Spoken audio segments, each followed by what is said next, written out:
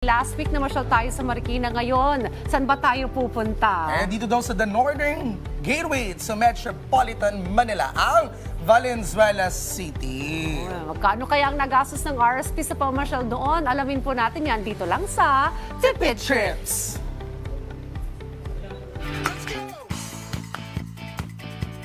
Magagandang pailaw, kakaiba, at masasarap na pagkain. Kung naghahanap ka ng mabilisang gala, Valenzuela is the place to be. Tara, biyahe tayo sa Tipid Trips. Mula sa monumento, sakay ka lang ng jeep na biyaheng malanday at bumaba sa Valenzuela City Hall. Medyo mahaba ang biyahe pero sulit naman dahil 15 pesos lang yan. Pagkababa sa City Hall, lakad lang ng kaunti at makikita mo na ang People's Park ng Pero dahil maaga pa, food trip na muna.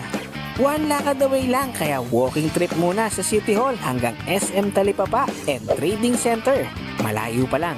Kita mo na ang dagsa ng tao dahil ang 30 pesos mo, busog ka na sa napakasulit at pinagkakaguluhan na pansit bato with dinuguan.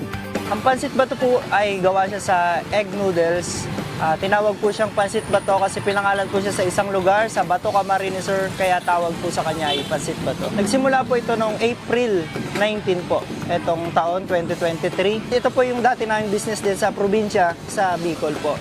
Dinala ko dito sa Manila, sa Valenzuela. Iba't iba ang pwede mong pagpilian dahil bukod sa dinuguan, pwede mo pang sahugan ng masasarap at pangmalakasang toppings. Meron po rin tayong 10 pisong toppings. Andiyan po yung Shanghai, siomai, itlog. Kung special naman ang trip mo, available din ang chicharong bulaklak, lechon kawali, jumbo steamed siomai at pansit crispy kare-kare.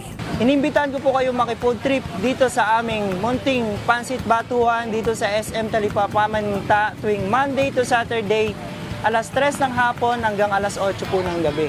Overloaded talaga kaya siguradong busog ka. Pero dahil padilim na, oras na para busugin naman ang ating mga mata. Dagsa ng tao kahit maaraw pa. Pero pagdating ng gabi, iba na ang saya sa Valenzuela.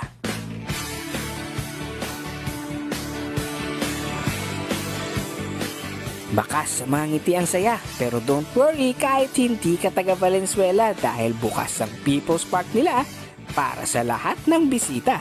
And take note, libre pa.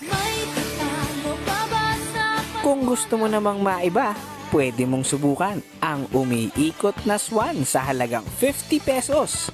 Damang-dama ang Kapaskuhan at walang problema kung gusto mo lang mag-relax, maglaro o kahit mag-enjoy lang sa ganda ng mga pailaw.